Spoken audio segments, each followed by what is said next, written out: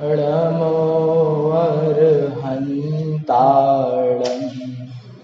णमो सेद्धाणं णमो आयर्याणं णमो उवच्छायाणं णमो लोये सर्वसाहूणम्।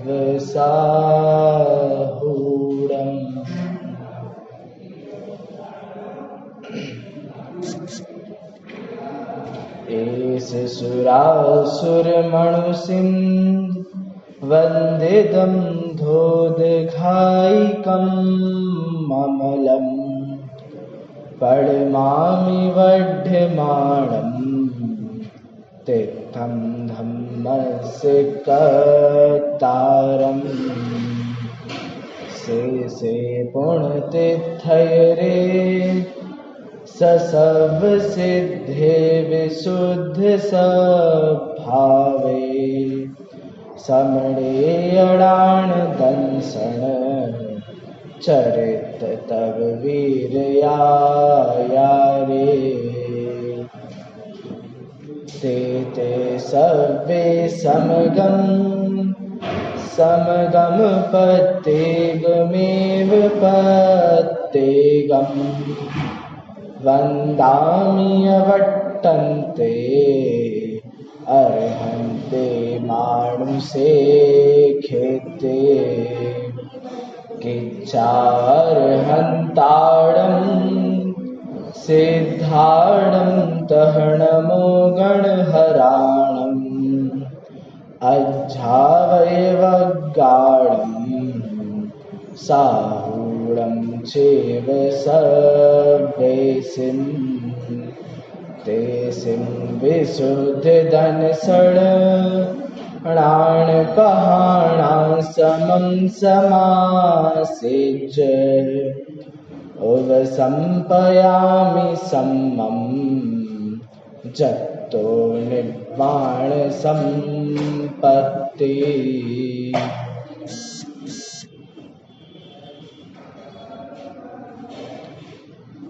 उपसंपयामि सम्मम जत्तो निर्वाण संपत्ति। क्या मतलब हुआ? उस साम्य भाव को प्राप्त करता हूं जिस साम्य भाव से निर्वाण होगा। बराबर है। हमने कल चर्चा करी थी इस बात की कि उस साम्य भाव, अब कैसा है साम्य भाव, उसकी थोड़ी सी चर्चा हम आज लेंगे। लेकिन इसकी अंतिम पंक्ति कि उपसंपयामि सम्मम, उस साम्य भाव को प्राप्त करता हूं जिससे निर्वाण की प्राप्ति होगी। अब कैसा है ये साम्य भाव, इसकी चर्चा करने के लिए हम चलते हैं 7वें नंबर की गाथा पर। इसी में आगे 2 पेज बाद 7वें नंबर की गाथा है, उसको थोड़ा सा हम देखेंगे कि कैसे साम्य भाव क्या होता है जिसकी प्राप्ति करना है और प्राप्ति करके क्या होगा, निर्वाण संपत्ति, निर्वाण की प्राप्ति होगी, मोक्ष की प्राप्ति होगी। बराबर है। चलिए गाथा नंबर 7, ये हम सबकी चिर परिचित गाथा है। इसको हम लोग बहुत ही दोहराते भी हैं और बहुतों को याद भी है, और जगह जगह अपने मंदिरों में कोटेशन भी देखे होंगे इस गाथा के कुछ अंशों के। देखिए, चारितं खलु धम्मो धम्मो जो सो समुत्तिणे दिट्ठो मोहक्षोह विहीनो परिणामो अपनो हुसनो। देखिए, बहुत सरल गाथा है। चारित्रम खलु धम्मो, भाई वास्तव में देखा जाए अथवा निश्चय से या परमार्थ से या असली में जो धर्म है वो क्या है? चारित्र ही धर्म है। भैया धर्म की इतनी सारी परिभाषाओं में कुंद आचार्य देव को एक परिभाषा बहुत प्रिय थी, वो ये थी कि चारित्रम खलु धम्मो, वास्तव में चारित्र ही धर्म है। लेकिन क्या 7वें नंबर की गाथा है जी, वास्तव में क्या सिर्फ चारित्र ही धर्म है? यदि हम ये गाथा पढ़े ना, सिर्फ ये वाली गाथा, आगे पीछे का कुछ ना देखें, सिर्फ इसी गाथा पर ध्यान दें, तो यही समझ में आता है कि भैया चारित्र करना चाहिए, चारित्र ही धर्म है। इसके अलावा जितने भी हम काम कर रहे हैं वो सब अधर्म है, उसमें मोक्ष नहीं है। लेकिन ऐसा नहीं है, क्योंकि कुंद आचार्य देखिए आप एक क्रम से लिख रहे हैं, तो पहले के बाद दूसरी, तीसरी, चौथी, पांचवी, छठवीं तक पढ़ना पड़ेगा, तब आप 7वीं गाथा तक आ सकते हैं। क्या कहते हैं? इससे पहले वाली गाथा में आचार्य देव कह रहे हैं, क्या कह रहे हैं कि जिसको दर्शन ज्ञान की प्राप्ति हुई है, दर्शन ज्ञान प्रधानात, पूरा शब्द लिखा है अंतिम पाद में, अंतिम शब्द लिखा है दर्शन ज्ञान प्रधानात। भैया दर्शन ज्ञान की प्रधानता से जिसको सम्यक दर्शन हुआ है, जिसको सम्यक ज्ञान हुआ है, अब कहते हैं चारित्र। भाई जिसको फिर चारित्र होगा वही वास्तव में क्या है? धर्म है। आगे देखिए, चारित्रं खलु धम्मो, चारित्र ही वास्तव में धर्म है। धम्मो जो सो समोत्तिनिदिठो। अब देखिए इसमें 3 शब्द हैं काम के, धम्मो, समो और निर्दिठो। निर्दिठो मतलब निर्दिष्ट है, कहा गया है। क्या कहा गया है? धम्मो समो मतलब समता को ही धर्म कहा गया है। सम लिखा है समो, समो मतलब साम्य भाव, समो मतलब समता, माध्यस्थता, उपेक्षणीयता, ये है समो, समता। और वो क्या है? वो धर्म है। मतलब अब 2 चीजें हो गई, 2 इक्वेशन हमारे सामने है, 2 पंक्तियां हमारे सामने हैं। सबसे पहली पंक्ति क्या है कि भैया चारित्र ही धर्म है, अन्य कुछ धर्म नहीं है। और दूसरी पंक्ति हो गई साम्य भाव ही धर्म है। तो अब ऐसे पढ़ते थे ना हम पहले, LHS is equals to RSS, RHS, या A is equals to B और B is equals to C, तो इसका मतलब A is equals to C, ऐसा पढ़ते थे हम। तो ऐसे ही देखिए, चारित्र ही धर्म है और समता ही धर्म है। इसका क्या मतलब हुआ?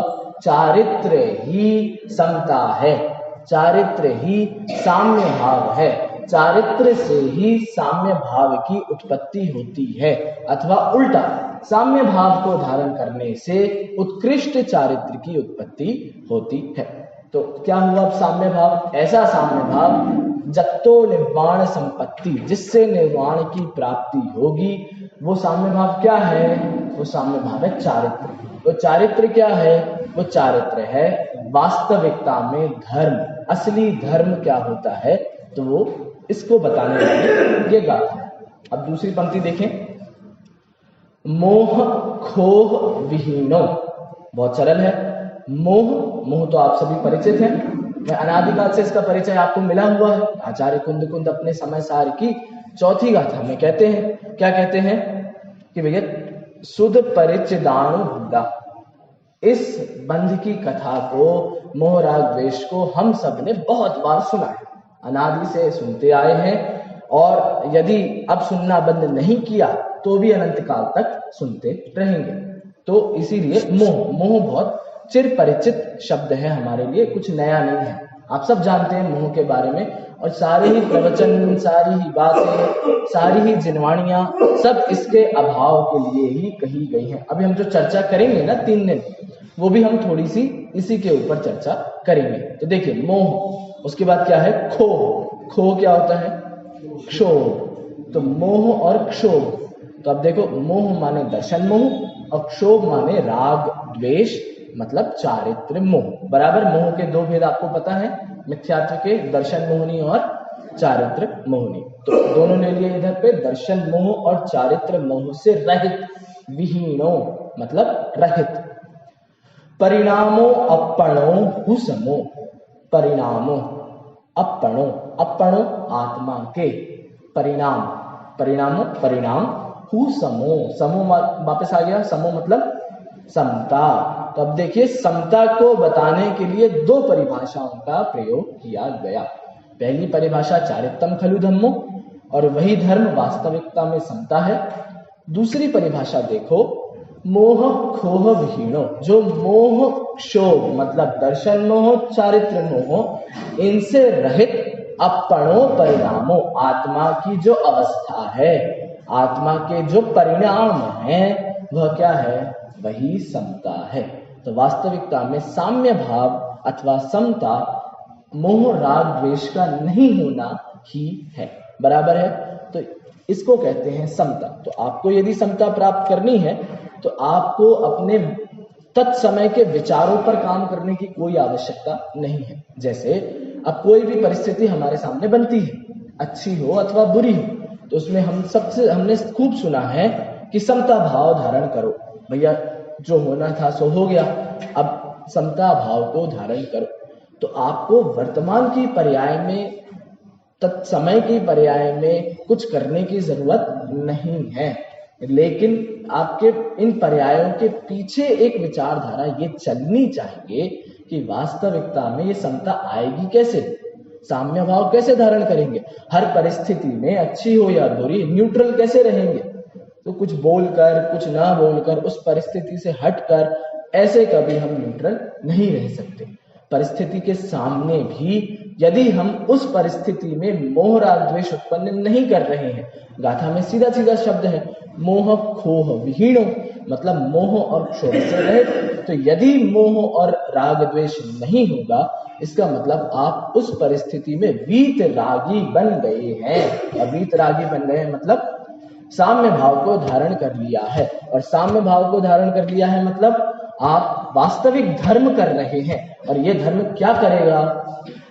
अब ये धर्म यो धरत्युत्तमे सुखे, यह धर्म उत्तम सुख में जाकर भर देगा, आपको उठाएगा और उत्तम सुख में ले जाकर रख देगा, अथवा सिद्ध गति को प्राप्त करवाएगा, अथवा जत्तो निर्वाण संपत्ति, आपको उससे निर्वाण की प्राप्ति होगी। तो एक पूरी साइकिल है। हम हमेशा कर्म बंध की साइकिल पढ़ते हैं ना, पुण्य से पाप, पाप से पुण्य, फिर निरंतर कर्म बंध चलता रहता है। ऐसे ही इसको तोड़ने के लिए एक ये साइकिल कुंद कुंदाचार्य देते हैं कि भैया कोई भी परिस्थिति हो, मोह और क्षोभ से रहित हो जाओ, जिससे साम्य भाव होगा, साम्य भाव से चारित्र होगा, चारित्र वह धर्म है और धर्म से मोक्ष की प्राप्ति होगी। बराबर है? तो बराबर,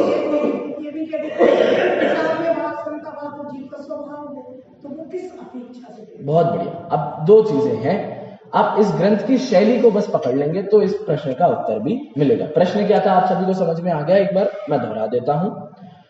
प्रश्न है माता जी का कि वो कहते हैं भैया साम्य भाव, एक और तो कह रहे हैं साम्य भाव प्राप्त करो, साम्य भाव को धारण करो, मोह को हटाओ, राग को हटाओ, द्वेष को हटाओ, एक करने वाली भाषा या पुरुषार्थ प्रधान भाषा का प्रयोग कर रहे हैं। और एक जगह कहते हैं कहाँ करना है, किसको करना है? कुछ करना ही नहीं है, कुछ करने का नाम, कुछ नहीं करने का नाम ही तो जैन धर्म है।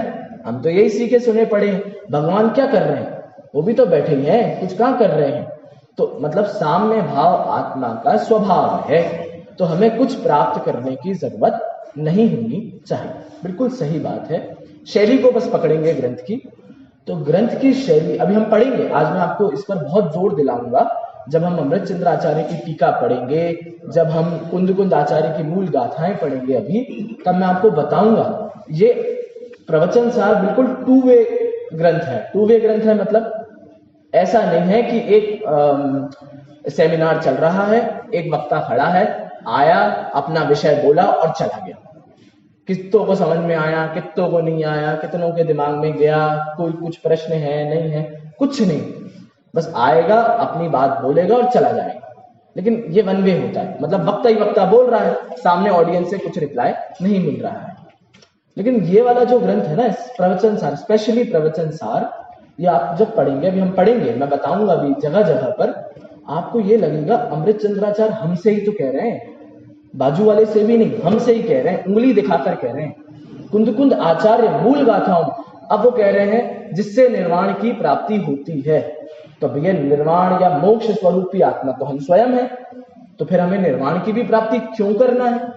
तो भैया वर्तमान अवस्था में तो प्राप्ति है नहीं, वर्तमान अवस्था में तो अभी संसारी है। तो जैसे संसार में कर्मों का उपदेश दिया जाता है, ये करो वो करो, ऐसे कर लेना फिर ये हो जाएगा, इससे तुम्हारा व्यापार अच्छा बैठ जाएगा, इससे तुम्हारा नाम हो जाएगा, तो जैसे वो उपदेश दिया जा रहे हैं वैसे ही ये भी उपदेश की भाषा में लिखा हुआ ग्रंथ है। उपदेश शैली में कुंद आचार्य हमें उपदेश देंगे और आपको ये फील होगा कि हमसे ही तो कह रहे हैं, और आपको कुछ प्रश्न होंगे तो अगली अगली गाथाओं में उनके समाधान होते जाएंगे। तो सिर्फ उपदेश शैली का फर्क है, इसमें उपदेश को प्रदान किया है, पुरुषार्थ को प्रदान किया है, इसलिए कहा गया कि भैया साम्य भाव को धारण करो, इसलिए कहा गया यही साम्य भाव आपको मोक्ष में ले जाएगा। चलो, तो इस चर्चा को अब आगे बढ़ाएंगे हम।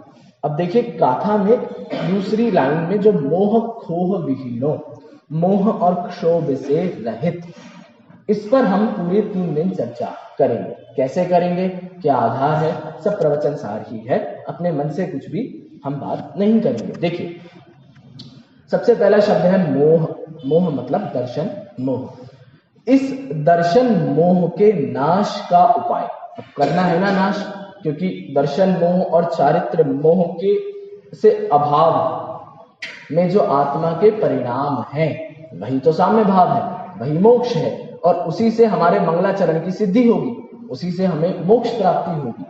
तो उस मोह के नाश के लिए, दर्शन मोह और चारित्र मोह के नाश के लिए आचार्य ने इसी ग्रंथ में हमें उपाय भी बताए हैं, कहीं और जाने की जरूरत नहीं है।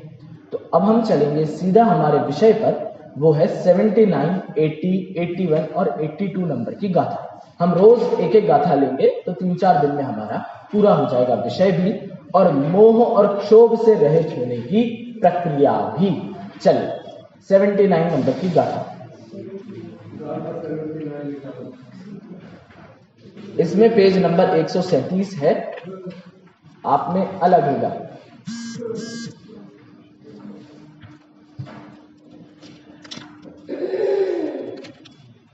चलिए निकल गया। अब इस गाथा में सबसे पहले दर्शन मोह के अभाव की बात की जाएगी। भैया हमें पाप से दूर होना है, हमें शुभ अशुभ परिणामों से दूर होना है, चारित्र मोह से दूर होना है। तो इस गाथा में कहा जाएगा, 79 नंबर की गाथा कहती है हमें किसका त्याग करना है, हमें क्या छोड़ना है। भाई किसी की प्राप्ति के लिए किसी का त्याग करना ही पड़ता है, सेक्रीफाइस करना पड़ता है ना, तो ये अच्छी बात है, हमें इसका सेक्रीफाइस करेंगे। तो 79 नंबर की गाथा कहेगी हमें क्या छोड़ना है, 80-81 नंबर की गाथा कहेगी हमें क्या प्राप्त करना है। तो भाई दर्शन मोह और चारित्र मोह दो को छोड़ेंगे तो 2 चीजों को प्राप्त भी करेंगे। तो वो 80-81 नंबर की गाथा में हम पढ़ेंगे। आज हम पढ़ेंगे हमें आखिर छोड़ना क्या है, बराबर है। चलिए गाथा पाठ करते हैं पहले।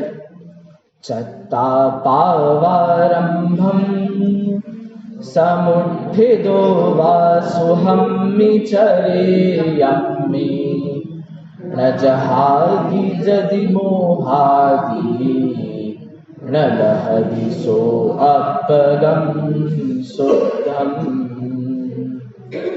देखिए नीचे पद्यानुवाद भी है, आप में नहीं होगा, बहुत सरल है, आप सुनिए। सब छोड़ पारंभ शुभ चारित्र में उद्यत रहे, पर नहीं छोड़े मोह तो शुद्धात्मा को ना लहे। देखिए बहुत सरल गाथा है, सारी सरल गाथा है, क्या बताऊं आपको, प्राकृत से भी पढ़ोगे आप तो बिल्कुल ज्यों के त्यों अर्थ आपको समझ में आ जाएंगे। इतनी सरल गाथाएं हैं और हमें लगता है कितना कठिन बना दिया होगा, क्या होगा, ऐसा कुछ भी नहीं है, पूरी हम अपने इसको जिंदगी से कनेक्ट कर सकते हैं। चलिए अब मैं आपको टीका के दर्शन कराता हूँ। आचार्य अमृत चंद्र द्वारा रचित तत्व प्रदीपिका टीका प्रवचन सार पर इसके हम दर्शन करेंगे। और इसमें इतनी बढ़िया बातें हैं, इतना पुरुषार्थ प्रधान आचार्य अमृतचंद्र हमें कर रहे हैं कि भैया अब तुम घबराओ मत, हमें प्रोसेस तो मिल गई है। अब इस प्रोसेस पे यदि काम कर लिया तो अपना मोक्ष पक्का है। बिल्कुल यही शब्द बोलेंगे। अभी देखना, मैं आपको सारी चीजें बताऊंगा। चलो मेरे साथ आप चलोगे, मजा आएगा। पेज इससे ही पहले की मैं शुरू करता हूं। आप देखेंगे 79 नंबर की गाथा तो हो गई। अब एक बार देखिए 78 नंबर की गाथा की टीका की अंतिम 4 शब्द, बिल्कुल आचार्य अमृतचंद की टीका के अंतिम 4 शब्द देखेंगे। देखो आपको मैं पुरुषार्थ बता रहा हूं अब कैसे कैसे हमको ये काम करना है। देखिए, ततो मम अयम एव एकः, मिल गया आप सभी को। अंतिम में 78 नंबर की गाथा की टीका के अंतिम शब्द हैं ये। देखिए, ततो मम अयम एव एकः, बराबर मिल गया? नहीं मिला? नहीं मिला अभी। 78 नंबर की गाथा, इसमें अमृतचंद्र आचार्य की टीका, संस्कृत टीका, इसमें अंतिम पंक्ति है। देखिए, ततो मम मिला? ततो दिख रहा है? ततो मिल गया, बराबर है। इधर मिल गया भाइयों आप लोगों को सबको? चलिए, ततो मम अयम एव एकः शरणम शुद्धोपयोगः। बिल्कुल कठिन नहीं है संस्कृत भी बिल्कुल सरलतम संस्कृत है। किसी को संस्कृत सीखना है इनसे सीख सकते हैं, बिल्कुल सरलतम संस्कृत है। देखिए, ततो मम अयम एव एकः, इसीलिए मैं यह एक शुद्धोपयोग की शरण में जाता हूं। देखो आप, आचार्य अमृतचंद्र सीधा सीधा लिख रहे हैं। पेज नंबर है सर 78 नंबर की गाथा की टीका, 78 नंबर की गाथा की टीका की अंतिम पंक्तियां हैं, संस्कृत टीका। देखिए, इसीलिए मैं एक शुद्धोपयोग की शरण में जाता हूं। किस लिए? आपको मैं थोड़ा सा रिविजन करा दूं तो ये शुभ परिणाम अधिकार चल रहा है। हमने कल चर्चा करी थी ज्ञान तत्व प्रज्ञापन में शुभ परिणाम अधिकार। इसमें आचार्य देव ने क्या कहा था कि भैया, पाप के उदय में प्रतिकूल परिस्थितियां तो सबको बुरी लगती हैं, लेकिन पुण्य के उदय में अनुकूल परिस्थितियां भी पाप रूप ही लगना चाहिए। मतलब अशुभ परिणाम तो हेय है, शुभ परिणाम भी हेय होने से इसीलिए मैं एक शुद्धोपयोग की शरण में जाता हूं। आचार्य अमृतचंद्र कह रहे हैं। अब बताओ आप, आचार्य अमृतचंद्र कौन से गुणस्थानवर्ती जीव थे? 6ठे 7वें गुणस्थानवर्ती जीव थे। उनके शुद्धोपयोग नहीं था क्या भाई? 7वें गुणस्थान में निरंतर शुद्धोपयोग ही वर्तता है, निरंतर। वहां शुभ अशुभ कोई काम ही नहीं है उनका, शुद्धोपयोग निरंतर। और 6ठे गुणस्थान में बस इसी चक्कर में आचार्य अमृतचंद को ये लिखना पड़ा, इसी चक्कर में कि भैया ये 6वें गुणस्थान में आना भी कोई बड़ी बात नहीं है, अच्छी बात नहीं है। आप यदि गोमट सार पढ़ेंगे ना तो उसमें गुणस्थानों की परिभाषा में ये लिखा है कि 6वां गुणस्थान कैसा है? भट्टी के समान जलाता है। मतलब जैसे हमको तो मिथ्यात्व गुणस्थान ही बुरा नहीं लगता, हमको तो इतना अच्छा लगता है, छाती से लगाए रखे हैं उसको हम। लेकिन वो इतने उत्कृष्टता पर पहुंच गए, त्याग की सर्वोत्कृष्ट अवस्था है वो। जैसे पहले गुणस्थानवर्ती के कितना त्याग होता है? कुछ भी नहीं। गुणस्थानों के आधार से बात करें तो हम और आपके क्या त्याग है? कुछ भी त्याग नहीं है। चौथे गुणस्थानवर्ती के कितना त्याग है? एक कषाय चौकड़ी पूर्वक, लेकिन फिर भी उसका नाम तो अविरति ही है, कुछ त्याग है ही नहीं। बिल्कुल सही है। 5वें गुणस्थानवर्ती के कितना त्याग? एक देश त्याग है, अणुव्रति है। ज्यादा से ज्यादा कह लो प्रतिमाएं धारण कर लेंगे, और ज्यादा कह लो तो उत्कृष्ट श्रावकों में उत्कृष्ट अवस्था प्राप्त करेंगे। कौन सी? एलक क्षुल्लक की प्राप्त कर लेंगे। उसके बाद क्या है? मुनि अवस्था है। मुनि अवस्था में सर्व आरंभ परिग्रह का त्याग कर देंगे, महाव्रती हो जाएंगे। इसके बाद बचा क्या त्याग करने? कुछ नहीं बचा, सबका तो त्याग कर ही दिया। तो ये सर्वोत्कृष्ट त्याग की अवस्था है। फिर भी वो शुभ भाव है, और शुभ भाव होने से आचार्य अमृतचंद कह रहे हैं कि मैं तो भैया एक शुद्धोपयोग की शरण में जा रहा हूं, आपको जो करना है सो करो। समझ में आया? तो ये है पुरुषार्थ। और दिखाता हूं मैं आपको पुरुषार्थ। चलिए अब हम 79 गाथा पर चर्चा शुरू करते हैं। इसकी टीका से ही चलेंगे, तो आप लोग संस्कृत टीका पर उंगली रख रखे ही आगे बढ़ेंगे। बहुत सरल टीका है, इतनी सरल है जिसकी कोई हद नहीं। आपको लगेगा हिंदी ही पढ़ रहे हो। हिंदी मैं इसलिए नहीं पढ़वाना चाहता हूं जिससे आपको आचार्यों की थोड़ी बहुत महिमा आ जाए। मैं आपको ये बताना चाहता हूं कि ये जो हम दिन भर बातें करते हैं ना, ये हम कहां से कर रहे हैं, ये बातें कहां से मिली हमको, ये परंपरा से ही प्राप्त है। तो मैं आपको परंपरा तक एक बार ले जाना चाहता हूं। जब तक हम इनकी मूल भाषाओं को न पढ़ेंगे तब तक हम कनेक्ट नहीं कर पाएंगे। आपको समझ में आएगा, ये जैसे हम अभी हिंदी में बात कर रहे हैं ना, आज से कुछ वर्षों पहले, मतलब 1000 साल पहले तक वैसे संस्कृत में बात करते थे लोग, वैसे प्राकृत में और पहले जाओगे तो बात करते ही थे। कालिदास के नाटक आप देखोगे ना, कालिदास के अधिकतम नाटक संस्कृत में ही लिखे। तब कौन पढ़ता है संस्कृत? कोई नहीं। आज नहीं पढ़ता, तब तो चलती ही थी, तब तो संस्कृत में होते थे। अच्छा, उस नाटक में प्राकृत के भी पात्र बहुत हैं। मतलब आपको एक बात बताऊं मैं, तो प्राकृत भाषा थोड़ी सी हीन भाषा मानी जाती थी उस समय पे, कालिदास के टाइम पर। तो आप जब भी, ये कादंबरी है, बहुत अच्छा नाटक है इनका, और अभिज्ञान शाकुंतलम है, बहुत अच्छे नाटक हैं ये सारे। तो इसमें आप देखोगे ना, तो जितने नौकर चाकर के रोल हैं, पात्र हैं, जो छोटे तबके के लोगों के पात्र हैं, उनको प्राकृत भाषा में दिया गया। मतलब ऐसा होता है ना कि घर के सेठ की भाषा थोड़ी सी अलग होती है और नौकर चाकरों की बोलचाल की भाषा थोड़ी अलग होती है। तो ऐसे ही कहा, जहां मुख्य पात्र थे वहां संस्कृत का प्रयोग किया, और थोड़े से निम्न या हीन पात्र थे उनको प्राकृत भाषा में रखा गया। लेकिन ऐसा, इससे हम भाषाओं में भेद नहीं करेंगे, भाषाएं तो दोनों समान ही हैं। तो हम थोड़ी मूल भाषा से ही सारी बातें करेंगे। देखिए, अब ये 79 गाथा का हमने पाठ तो किया, और इसमें हमें ये पढ़ना है कि क्या छोड़ना है। बराबर है? देखिए, अथ यदि सर्व सावध्य योगम अतीत्य, बहुत सरल है। अथ मतलब अब, इसीलिए यदि, यदि मतलब हिंदी का यदि, संस्कृत का यदि एक ही है, ठीक है। यदि सर्व सावध्य योगम अतीत्य, यदि हम सर्व सावध्य योग, क्या होता है सर्व सावध्य योग? बहुत बढ़िया। सावध्य मतलब पाप, बराबर। सावध्य मतलब पाप, और सर्व सावध्य मतलब सारे पाप, संपूर्ण पाप।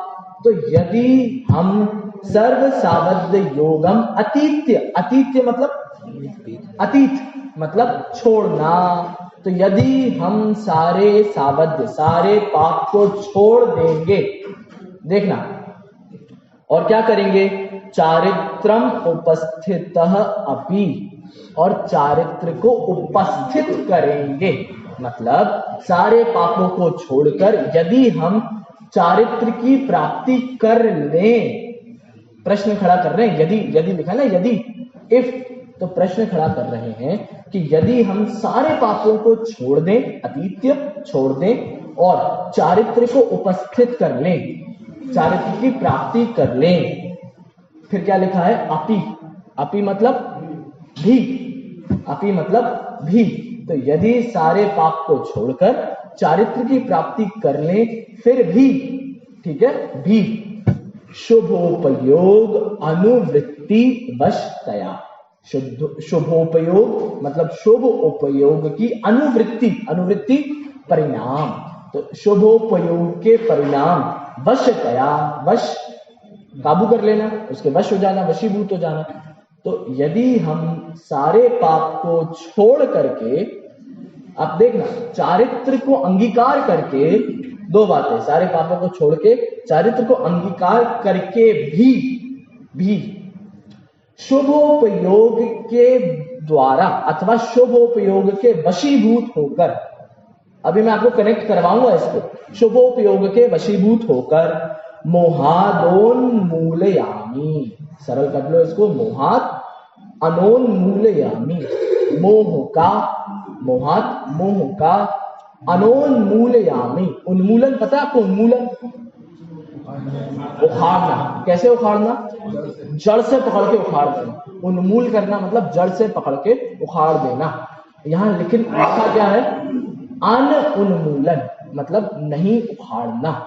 तो अब देखो आप कितनी बढ़िया पंक्ति लिखी कि आपने पापों का त्याग कर दिया, बराबर है, आपने व्रत धारण कर लिए, आपने चारित्र का भी अंगीकार कर लिया, आप बड़े चारित्रवंत हो गए, आप अपने आप को बहुत त्यागी तपस्वी कहते हो, आप बहुत अपने आप को व्रती कहते हो, चारित्रवंत, फिर भी शुभोपयोग है, बराबर।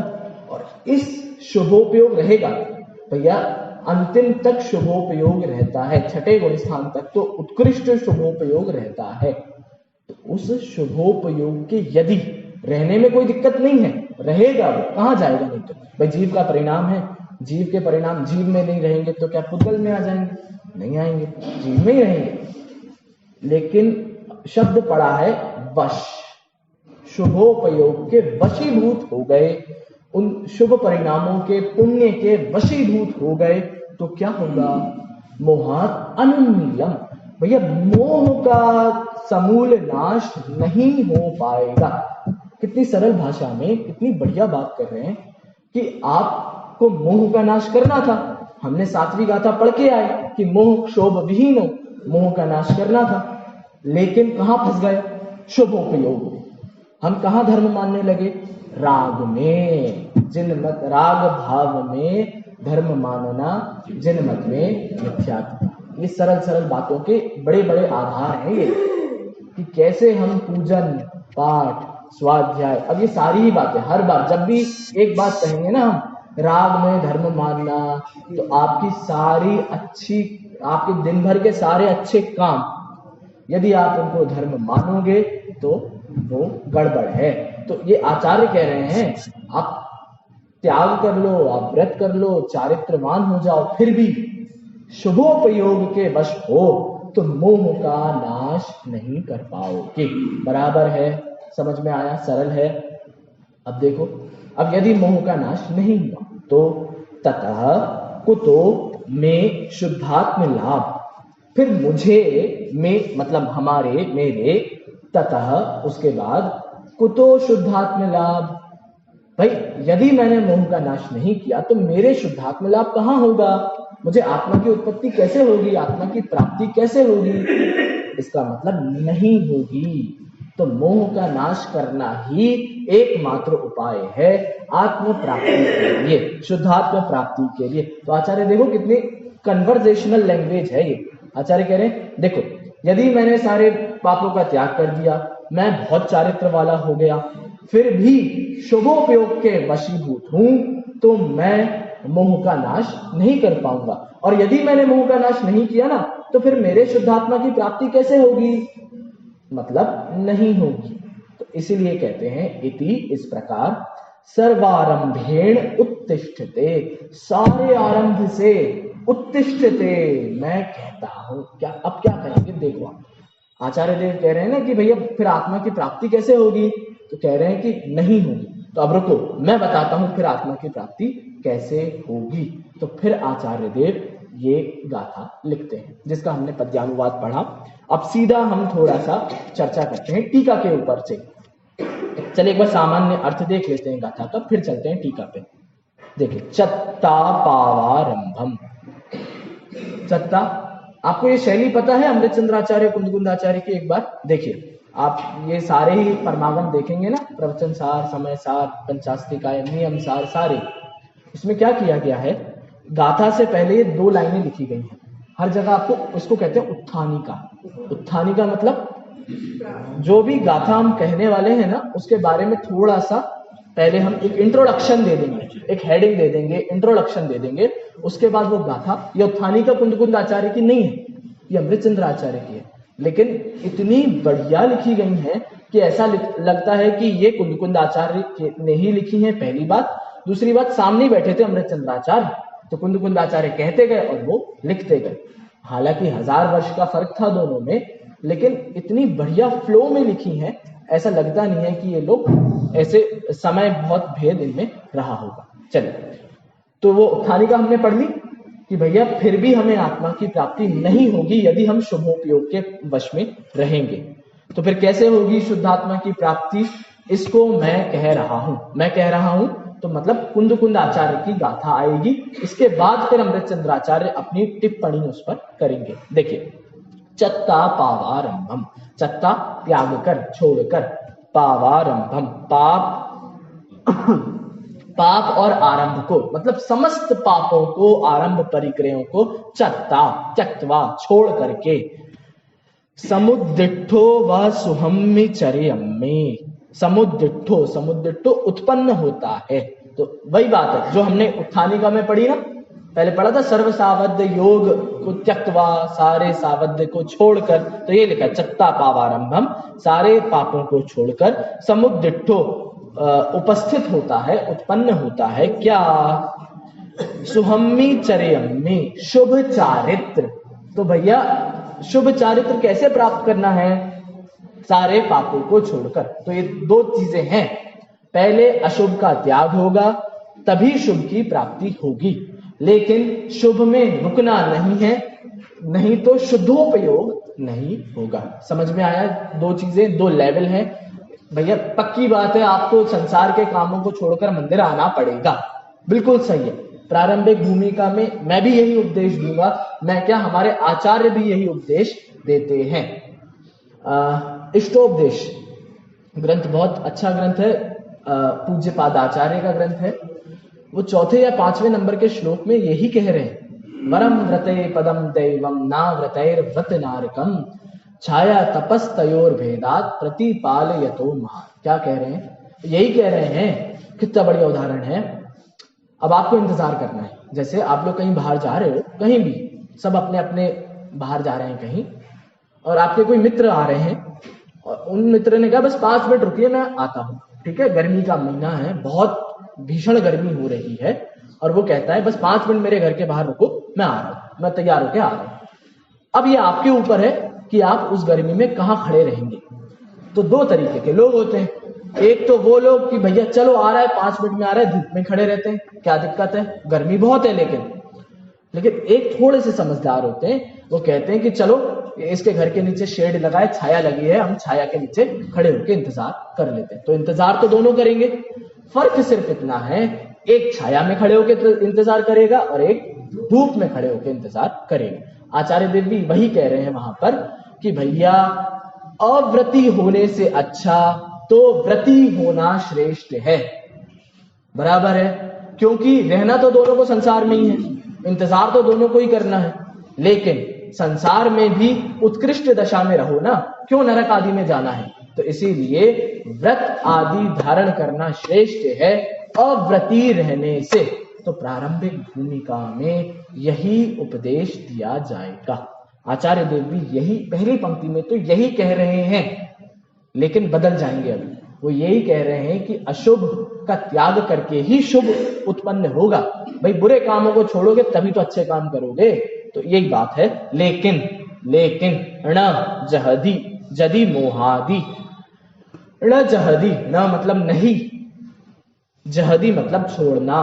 तो यदि नहीं छोड़ोगे किसको, मोहादि, यदि मोह को नहीं छोड़ोगे तो न लहदी अपगम शुद्धम, तो न लहदी, न नहीं, लहदी प्राप्त करना।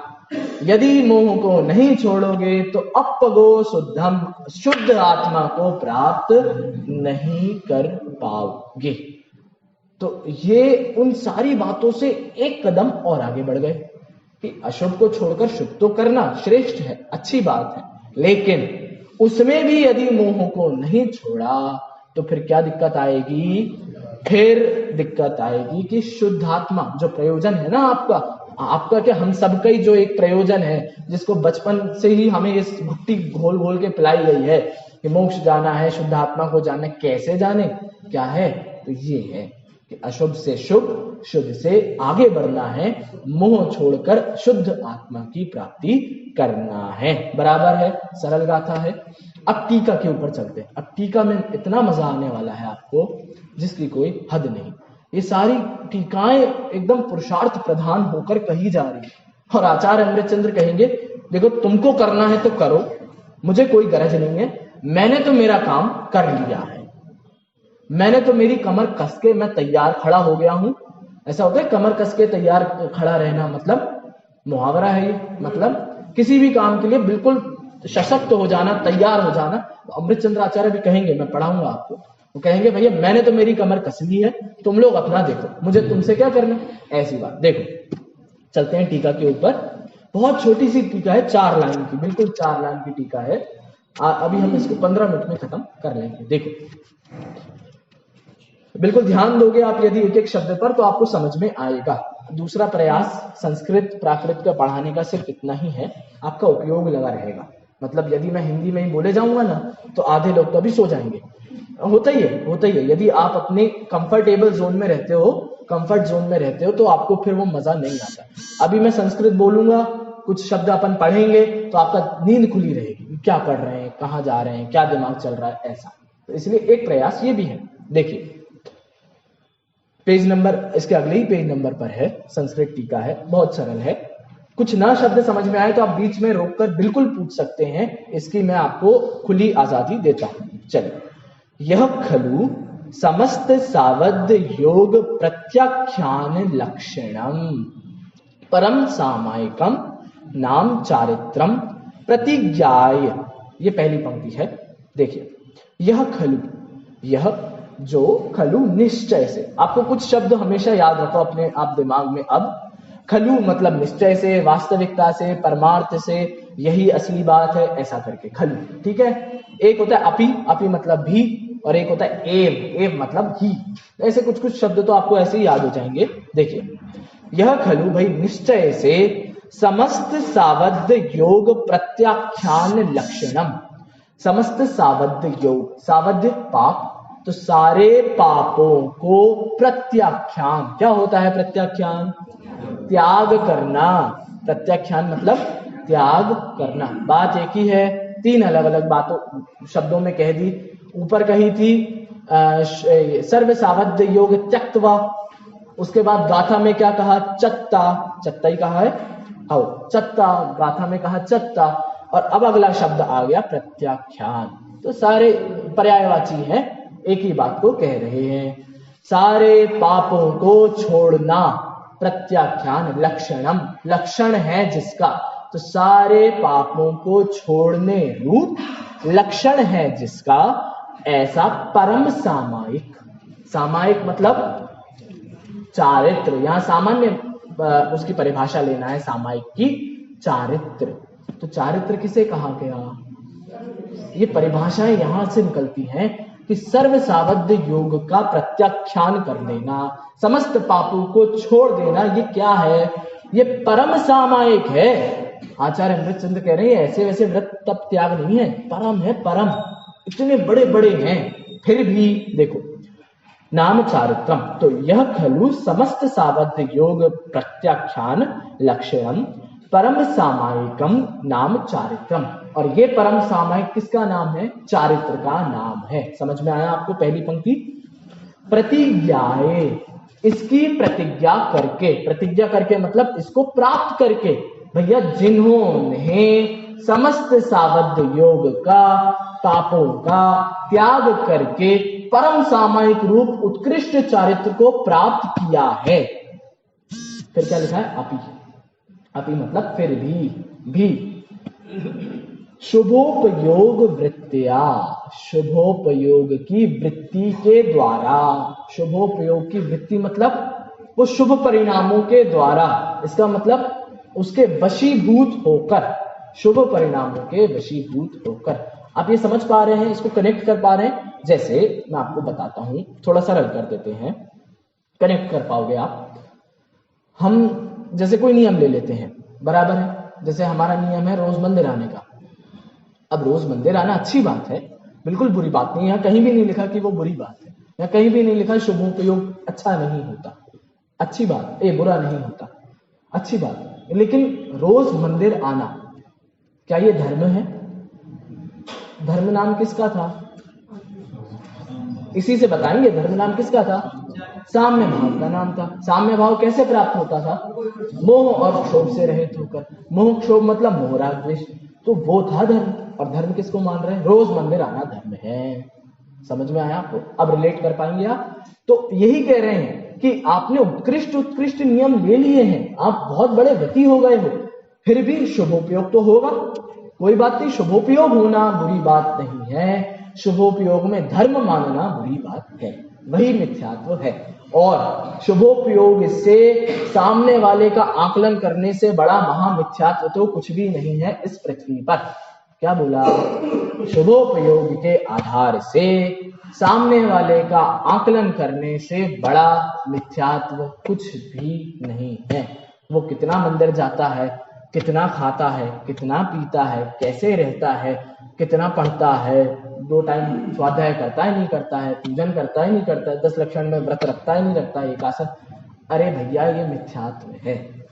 यदि आप इन आधारों से किसी का आकलन कर रहे हैं, ये मैं नहीं बोल रहा हूं, ये आचार्य देव कह रहे हैं।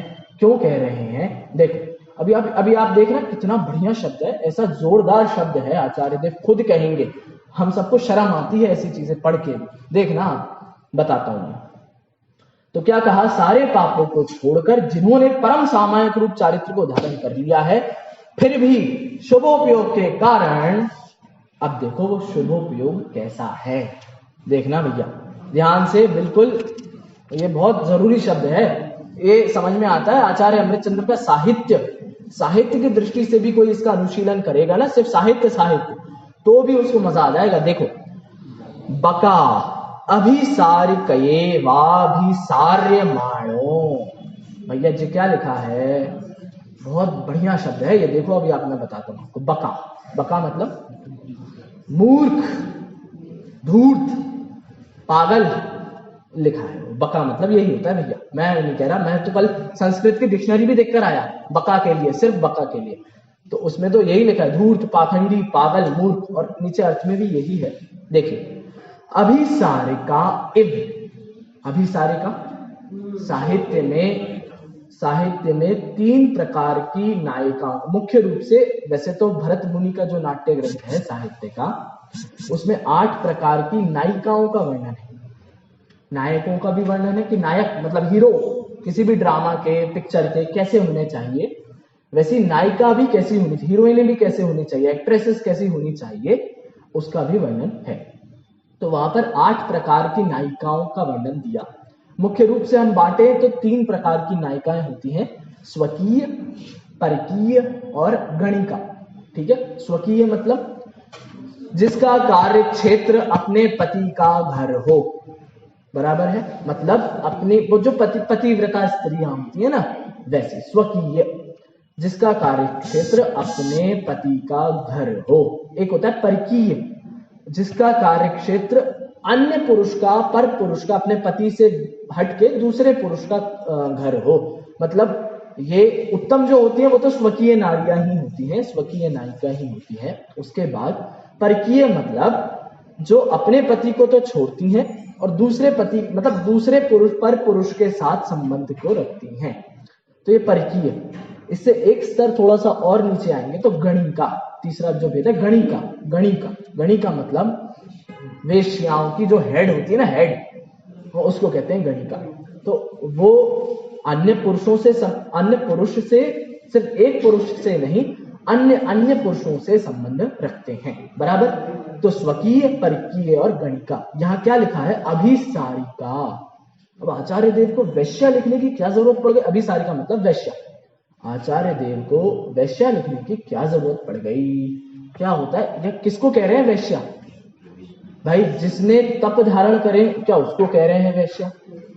जिसके कारण से वह संसार में है, क्या उसको कह रहे हैं वैश्या? किसको कह रहे हैं वैश्या?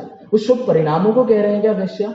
देखो, बका अभिसारिका एव अभिसार्यमाणः मतलब जो अभिसारिका के अभिसार से, अभिसार्यमान अभिसार से, अभिसार मतलब मिलना, मिलन से।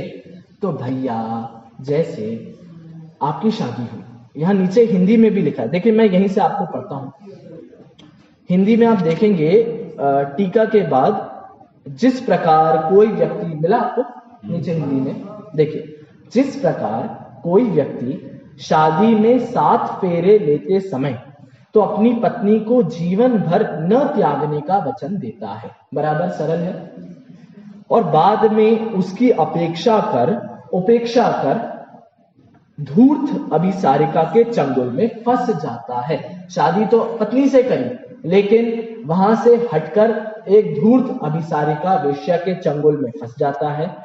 ऐसे व्यक्ति के महादुख संकट निकट हैं। उसी प्रकार जिन मुनिराजों ने दीक्षा लेते समय तो शुद्धोपयोग में रहने का संकल्प किया था, एक ही पत्नी के साथ रहने का संकल्प था, मुक्ति रूपी लक्ष्मी से के साथ रहने का संकल्प तो था, प्रतिज्ञा ली थी, और अब धूर्त अभिसारिका के समान शुभ उपयोग परिणति में उलझ कर रह गए।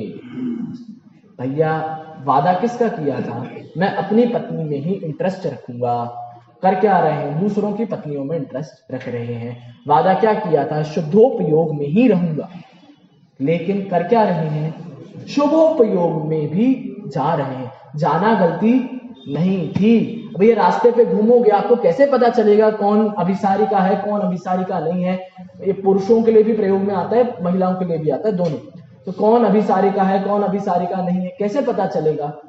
नहीं पता चलेगा। आप घूमोगे ना, रोड पे घूमना तो बंद नहीं कर दोगे ना, घूमोगे ना। लेकिन क्या सबसे संबंध बनाना ठीक बात है? नहीं है। तो शुभोपयोग तो होगा, लेकिन उसके वश होना ये गलत बात है। उसी में लीन हो गए हैं। ऐसे मुनिराजों के महान दुख संकट निकट हैं। बस यही दो पंक्तियां अब हम ऊपर भी पढ़ते हैं तो समझ में आया आपको कैसे शुभ परिणामों को आचार्य देव अभिसारिका की तुलना की उपमा दे रहे हैं कि ये शुभ परिणाम अभिसारिका हैं। मतलब आपको अपने लक्ष्य से हटा के अन्य जगह लगाएंगे, और अन्य जगह लगाएंगे तो आपका नुकसान ही करेंगे, फायदा तो कुछ होगा नहीं। अच्छा, दूसरी बात, दिक्कत क्या है? दिक्कत ये है कि आप एक के साथ बंध गए थे।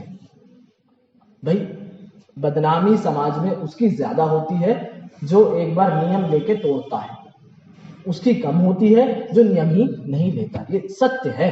तो अब आप एक के साथ बंध गए थे ना, और फिर आप अन्य जगह जा रहे हो, तो आपकी बदनामी ज्यादा है, आपको दुख ज्यादा है, आपको परेशानियां ज्यादा है।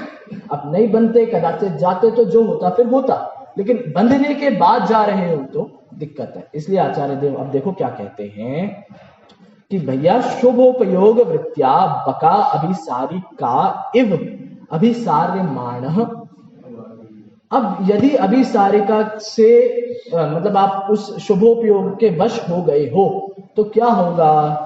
न मोह वाहिनी विदेहताम कीरति। अब करने क्या निकले थे? उत्थानिका में क्या करने निकले थे? शुद्धात्मा की प्राप्ति करना थी ना। तो अब आचार्य देव क्या कह रहे हैं? उस अभिसारिका, उस वेश्या के चंगुल में फंस गए ना, शुभ परिणामों में फंस गए ना, तो क्या होगा? न मोह वाहिनी विदेहताम। मोह की वाहिनी, वाहिनी सेना। तो भैया मोह की सेना का अवकीरति नाश करना, मोह की सेना को नष्ट नहीं कर पाओगे। न लिखा है ना, न, तो न्याय और संस्कृत में ये जो न होता है ना, वो अक्सर पहले प्रयोग में लिया जाता है। तो न मोह वाहिनी विदेहताम अवकीर्ति, तो मोह की सेना पर फिर विजय प्राप्त नहीं कर पाओगे। तो ये आप देखोगे इतिहास में भी, जिस राजा ने युद्ध के वक्त अपनी स्त्रियों में आसक्त हो गए, वह युद्ध हारे हैं। अब इसके उदाहरण मैं आपको बताऊं तो इसलिए तो आपको राजस्थान की जब आप कहानियां पढ़ते हो ना, आपने हाड़ा रानी के बारे में सुना है कभी? हाड़ा रानी कौन थी? हाड़ा रानी पति, नई नई शादी हुई थी और पति को युद्ध में जाना था। अब जाना ही था, उसमें क्या है? तो क्या हुआ कि अब महिलाएं, राजपूती महिलाएं बहुत चतुर होती थी इस मामले में। वो समझ गई कि देखो अभी अभी शादी हुई है और ये मुझसे अभी आसक्ति है इनमें, तो ये युद्ध में जाएंगे तो लड़ नहीं पाएंगे, क्योंकि ये बार बार मेरा ही चिंतन करते रहेंगे और मेरे चिंतन में शत्रु इनका फायदा उठाएगा और मार देगा। तो इनने पता क्या किया? इनने अपना सर काट के भेंट में दे दिया कि आप ये ले जाओ अपने साथ, आपको मैं चाहिए ना युद्ध में, मैं तो जा नहीं सकती। तो उन्होंने अपना सर काटा और थाल में सजाकर ऐसे उनको भेंट दी युद्ध से पहले। क्यों दी? इसका मनोविज्ञान सिर्फ इतना ही है कि स्त्री के वश में यदि आप हो तो आप अच्छे से अच्छा काम करने जा रहे हो तो भी आप असफल ही होगे। ये पुरुषों के लिए, और स्त्रियों के लिए विपरीत है। आप पुरुषों के वश में हो और अच्छे से अच्छा काम करने जाओगे तो भी असफल ही होगे। इसीलिए आचार्य कह रहे हैं कि उस अभिसारिका के चक्कर में फंस गए ना तो मोह वाहिनी को नहीं जीत पाओगे, मोह की सेना से हार जाओगे। फिर देखो फिर क्या होगा, स किल सम आसन्न महादुख संकट। फिर आसन्न निकट, आसन्न भव्य, निकट, तो फिर आपके निकट क्या होगा, महादुख होगा। अब अच्छा युद्ध लड़ने जाओ, पूरी तैयारी से जाओ और हार के आ जाओ तो फिर क्या होगा, दुख होता है। तो ऐसे ही महादुख उपस्थित होगा। अब जब ये महादुख होगा ना, आपको पता है कि अनुकूलताओं में सम्यक दर्शन की प्राप्ति जल्दी होती है। क्या बोला? अनुकूलताओं में, अच्छी परिस्थितियों में सम्यक दर्शन की प्राप्ति जल्दी होती है, प्रतिकूलताओं में थोड़ी कम संभावना है। क्योंकि प्रतिकूलताओं में आदमी रोता धोता रहता है। अब रोता धोता रहेगा तो वो विषय कषाय में ही लगा रहेगा। तो ऐसे ही आचार्य देव कह रहे हैं, महादुख संकट, जब दुख होगा ना तो फिर कथम आत्मानम अविलुप्तम लभते, फिर कैसे आत्मा को प्राप्त करोगे। उत्थानिका में हमने पढ़ा था ना कि यदि उसके वश हो गए तो आत्मा को प्राप्त कैसे करेंगे। तो आचार्य देव यहां भी प्रश्न कर रहे हैं, अर्थात नहीं कर सकेंगे। अब देखो कितना बढ़िया लिखा, अविलुप्तम, अविलुप्तम विलुप्त हो जाना मतलब खत्म हो जाना, ये लिखा है अविलुप्तम। आत्मा तो सामने रखा हुआ है, फिर भी धूर्त अभिसारिका के कारण वो दिख नहीं रहा है, फिर भी शुभोपयोग के कारण, उसमें धर्म मानने के कारण ये आत्मा दिखता नहीं है, अविलुप्त है, ये सामने ही है। फिर भी कथम लभते, कैसे प्राप्त होगा, मतलब नहीं प्राप्त होगा। अब अंतिम पंक्ति ये देखिए आप, आचार्य अमृतचंद्र कह रहे हैं, भैया तुम लोग अपनी जानो, मैं तो तैयार हो गया हूं मोह सेना से लड़ने के लिए। देखो भैया, अतः इसीलिए मया, मेरे द्वारा आचार्य अमृतचंद्र के द्वारा, मोह वाहिनी विजयाय, मोह की सेना की विजय के लिए, विजय के लिए, बद्धा कक्षेयम, कक्षेयम कमर, बद्धा मैंने तो भैया मेरी कमर कस ली है, आप लोग अपना जानो। तो आचार्य अमृतचंद्र कह रहे हैं कि मेरी तो आंखें खुल गई, मैंने आचार्य कुंद को पढ़ा, उनका अनुभव मेरे अनुभव में काम आया, मुझे समझ में आ गया कि इस मोह की सेना को जीतना है ना तो कुछ करना पड़ेगा, बिना करे नहीं होगा। तो मैंने तो मेरी कमर कस ली है, किसके लिए कसी है इसकी चर्चा हम कल करेंगे। बराबर है, समझ में आया?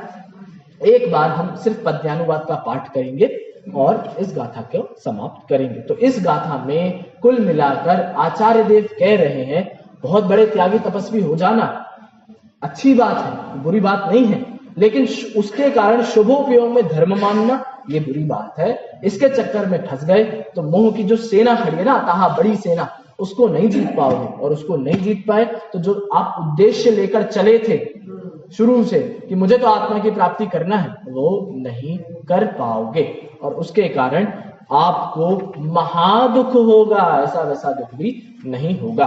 तो आचार्य अमृतचंद्र तो तैयार हैं। एक बार हम गाथा पढ़ते हैं, पद्यानुवाद फिर अंत करते हैं। देखिए, सब छोड़ पापारंभ शुभ चारित्र में उद्यत रहे, पर नहीं छोड़े मोह तो शुद्धात्मा को न लहे। अब कल हम चर्चा करेंगे कि आचार्य अमृतचंद्र तैयार हो गए हैं, ऐसा नहीं है हम लोग तैयार नहीं होंगे, हमको भी वो तैयार करेंगे, और अब क्रम से वो बताएंगे कि मोह को कैसे जीतना है। बराबर है?